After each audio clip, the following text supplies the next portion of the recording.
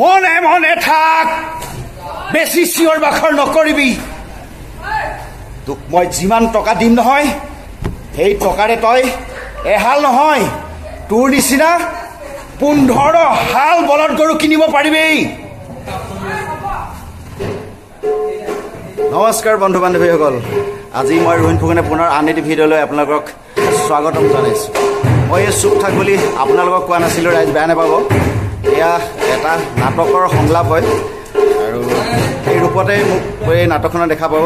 নাটকখনৰ নাম হৈছে চিৰাজ। নটৰাজ্য ফণী শৰ্মাদেৱৰ এখন কালজয়ী নাট চিৰাজ আমি সূৰ্যোদয়ৰ উদ্যোগত প্ৰদৰ্শন কৰিবলৈ লৈছোঁ আৰু এই নাটখনিৰ পৰিচালনা কৰিছে আমাৰ সন্মানীয় পৰিচালক ৰাজীৱ লোচন বৰা ডাঙৰীয়াই।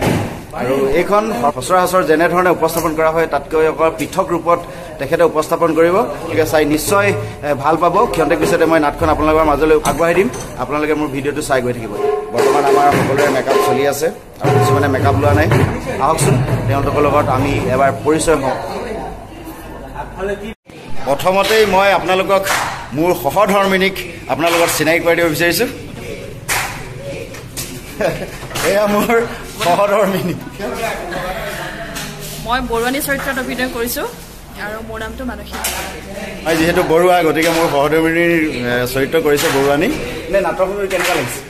খুবেই ভাল লাগিছে।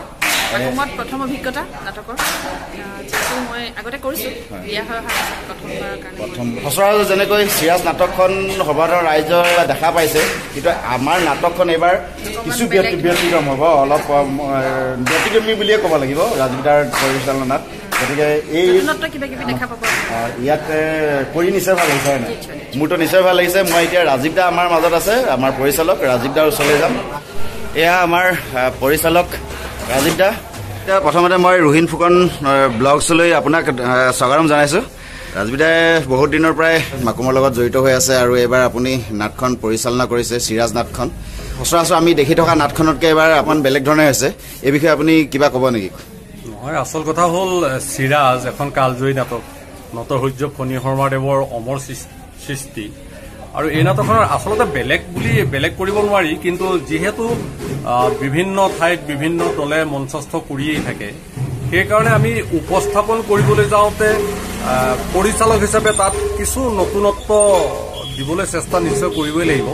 নাটকখনৰ কোনো সংলাপ বা কোনো দৃশ্যত আমি অকণমানো হাত লগোৱা নাই, মানে সকলো একেধৰণে থাকিব। তাৰ মাজতেই অকণমান প্ৰেজেণ্টেশ্যন, যিটো নাটকখন উপস্থাপন কৰিবলৈ যাওঁতে অকণমান কিবা কিবি চিন্তা কৰি চাইছোঁ। আৰু যিহেতু নাটকখনত কৰুণ ৰসৰ প্ৰাধান্যটো খুব বেছি, ট্ৰেজেডি, তাৰ মাজতো মানুহক অলপমান আমি ৰিলিফ দিব লাগিব, মেণ্টেল। সেইকাৰণে আপুনি ডান্স এটা লৈ আহিছে? সেইকাৰণে মই তাত কেনেকে পাৰি ক'ৰবাত অকণমান নৃত্য এটা সোমাব পাৰি নেকি, ক'ৰবাত গান এটা সোমাবলৈ অজুহাত আছে নেকি, সেইখিনি চেষ্টা কৰিছোঁ আচলতে। আৰু এটা মাৰ্জিত অভিনয়েৰে গোটেইখিনি কাম হ'ব। আৰু গোটেই প্ৰায় যদিও নতুন পুৰণা গোটেইখিনি মিলি কৰিছে আৰু আৰ্টিষ্টখিনিয়ে মোক সহযোগ কৰিছে। আমি খুব এটা সৰু মঞ্চত আমি চিৰাজ কৰিবলৈ লৈছোঁ, ই এটা আমাৰ কাৰণে প্ৰত্যাহ্বান, চেলেঞ্জ কৰিছোঁ। আৰু নাটকখনৰ মাজত মই কোনো ধৰণৰ ড্ৰপ স্ক্ৰীন নবন্ধাকৈ মই কেনেকৈ মোটামুটি 1 মিনিটৰ ভিতৰত আমি সিটো চিনৰ পৰা সিটো চিন যাব পাৰোঁ, সেইবোৰ অলপমান চিন্তা কৰিছোঁ। বিশেষভাৱে নটসূৰ্য ফণী শৰ্মাদেৱৰ প্ৰতি শ্ৰদ্ধাঞ্জলি জ্ঞাপন কৰি মাকুমৰ সূৰ্যোদয়ে প্ৰত্যেক বছৰে 31 জুলাই তাৰিখটো তেওঁলোকে খুব সুন্দৰভাৱে পালন কৰি আহিছে। আৰু মোৰ এই পৰম সৌভাগ্য যে এইবাৰ মই তেওঁলোকৰ লগত প্ৰত্যক্ষভাৱে জড়িত থাকি নটসূৰ্য ফণী শৰ্মাদেৱলৈ মোৰ হৃদয়ৰ পৰা গভীৰ শ্ৰদ্ধাঞ্জলি জ্ঞাপন কৰিবলৈ সুবিধা পাইছোঁ। আহকচোন নাটকখন চাওঁ, চিৰাজখন যিমানখিনি পাৰোঁ মই মোৰ ফালৰ পৰা চেষ্টা কৰিছোঁ। আপোনালোকক সকলোকে মই স্বাগতম জনাইছোঁ।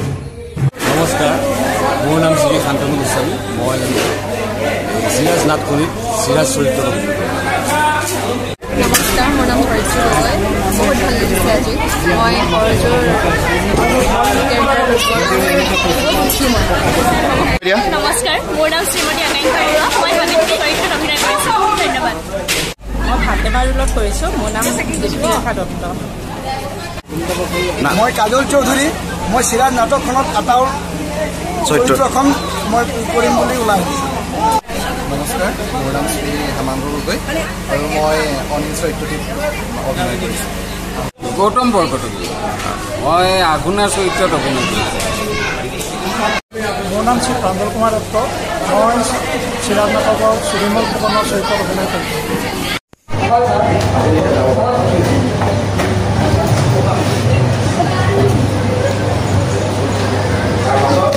মোৰ কি ক'ব লগা আছে মই মাক কৈ পঠাম মোৰ ক'ব লগা কথাখিনি তোৰ মাৰৰ ক'ব শুনাতকৈ তোৰ মুখেৰে শুনিলে মই বেছি ভালকৈ বুজি পাওঁ কিন্তু মই তোৰ হাতলৈ যাবলৈ ইচ্ছা কৰা নাই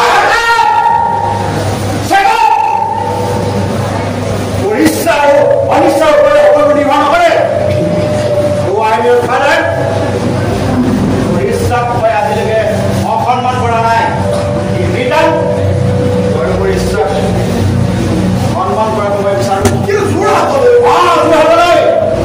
মই বুজি পাইছোঁ তোমালোকে মোক জোৰ হাতলৈ কিয় পঠাব বিচাৰিছা কিন্তু মই এতিয়াও বিয়া নকৰাওঁ নকৰাওঁ কিয় তোৰ বয়সৰে তোৰ কাৰ্যই তোৰ ব্যৱহাৰে এইটো প্ৰমাণ কৰি দিছে যে তই এতিয়া বিয়া পতাৰ উপযুক্ত হৈছ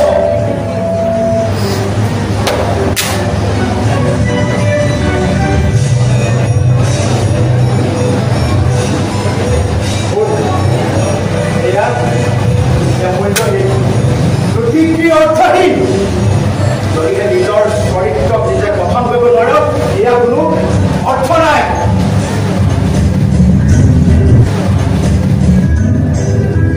আৰু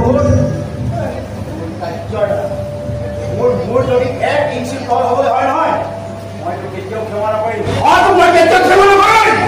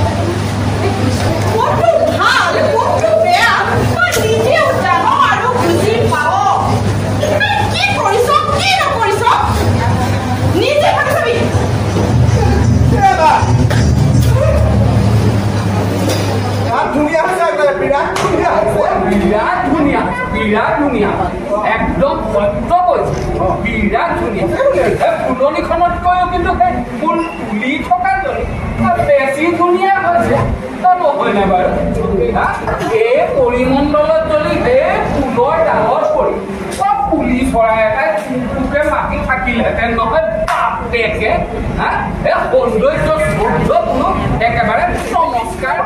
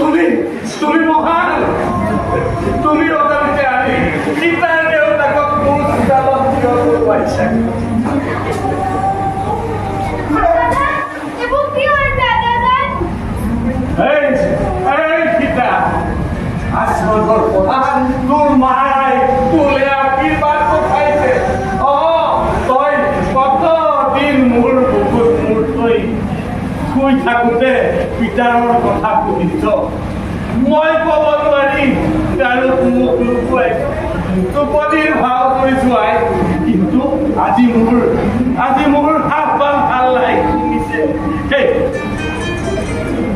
তই সোধা প্ৰশ্নৰ উত্তৰ পঠাই দিছে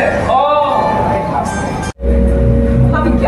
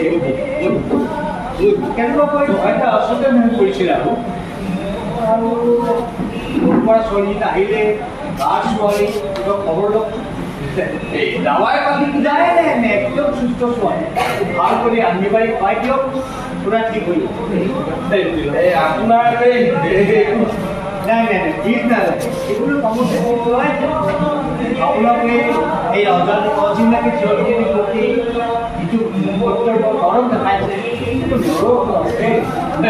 মোৰ ক'বলৈ আৰু পাছ নাই আল্লাহ আপোনাৰ মংগল মই যাওঁ তোমালোকে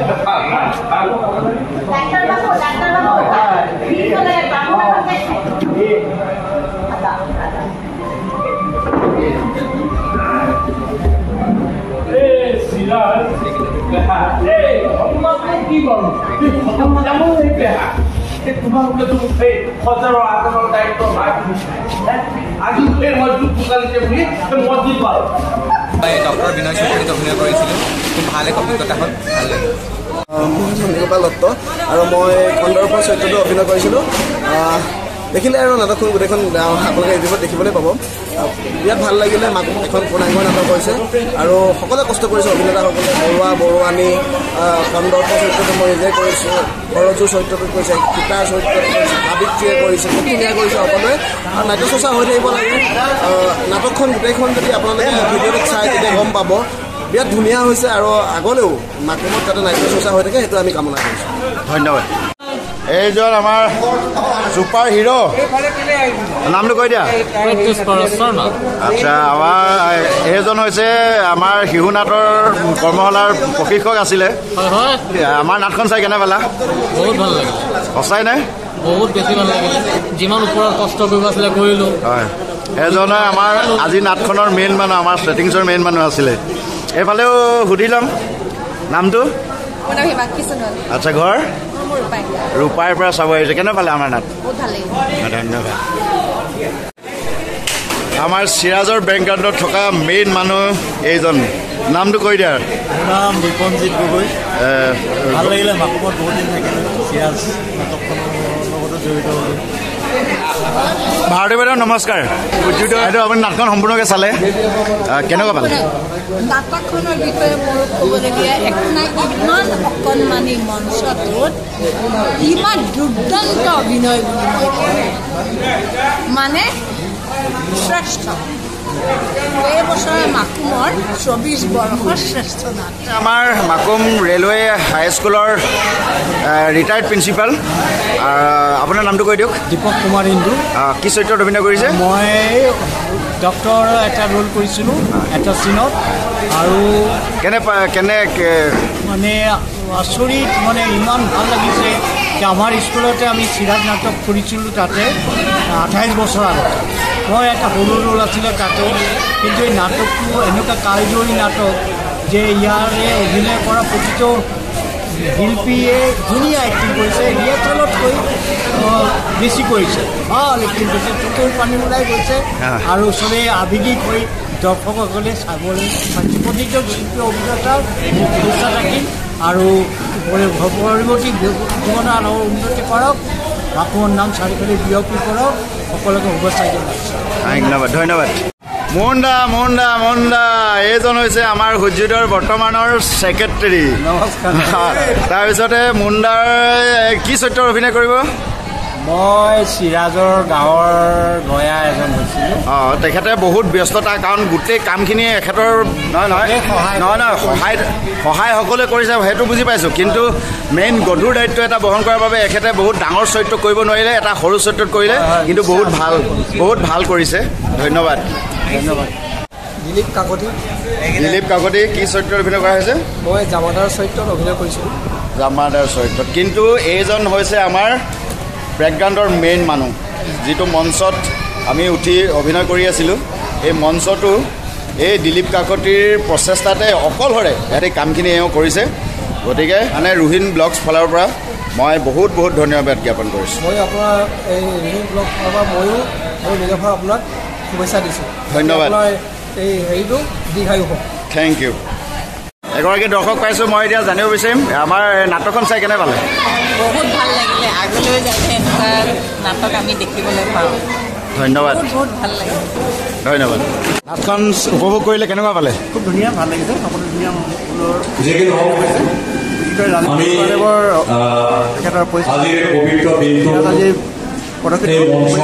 সকলোৱে ধুনীয়াকৈ বাইদেউ নাট চালে? ভাল লাগিলে। কেনেকুৱা পালে? ভাল লাগিলে। সঁচাকৈ ভাল পালে? আপোনাক অচিনাকি লাগিছে? মানে আপোনাৰ ঘৰ ৰূপাইৰ পৰা আহিছে। আপোনাৰ নামটো কৈ দিয়ক।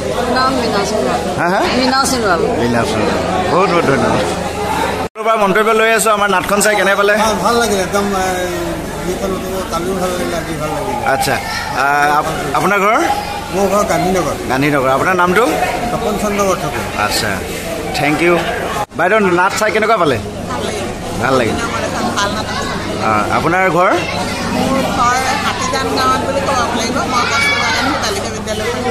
আচ্ছা, ধন্যবাদ। দাদা নাটক চালে? কেনেকুৱা পালে নাটক চাই? আপ্লুত হৈছে।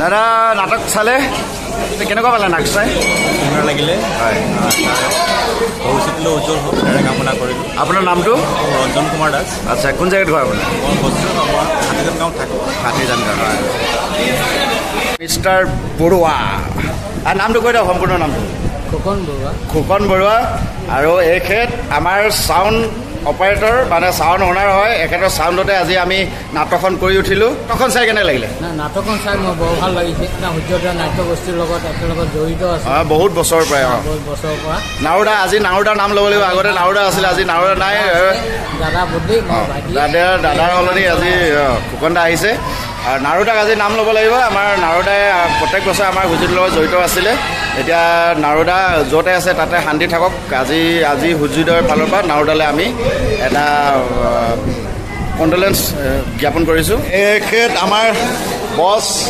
মই নাটকখনৰ আগতো এটা বাইক লৈছিলোঁ আকৌ এতিয়া নাটকখন কৰাৰ শেষত সন্তুষ্টি হাঁহি মুখত দেখা পাইছোঁ তথাপিও মানে আপোনাৰ মনৰ কথাখিনি অলপ জানিব বিচাৰিছোঁ খুব ভাল নাটক হৈছে আচলতে ইমান সৰু মঞ্চত চিৰাজ কৰাটোৱেই আটাইতকৈ ডাঙৰ চেলেঞ্জ কিন্তু আপুনি চেলেঞ্জ মানে সাৰ্থক কৰি দেখাই দিলে ৰাইজে ভাল পালোঁ বুলি কৈছে মই ৰাইজৰ বহুতৰ লৈছোঁ কোনেও কিন্তু বেয়া লগা কোনো কৰিছে গোটেইখিনি শিল্পীয়ে মানে যেনেধৰণে মই বিচাৰিছিলোঁ প্ৰত্যেকে হিয়া উজাৰি দিবলৈ চেষ্টা কৰিছে আৰু সঁচা কথাত ক'বলৈ গ'লে নটৰ সূৰ্য ফণী শৰ্মাদেৱৰ আত্মাই আজি আমাক সৰগৰ পৰা আমাক আশীৰ্বাদ দিছে নটৰ সূৰ্য ফণী শৰ্মাৰ প্ৰতি আমি যে আজি এনেকৈ শ্ৰদ্ধাঞ্জলি জনাবলৈ পালোঁ আমাৰ ভাগ্য ধন্যবাদ এয়া হৈছে মিষ্টাৰ অখিল বৰুৱা মই চিনাকি কৰিছোঁ এইজনৰ প্ৰচেষ্টাতে আজি আমাৰ নাট সফল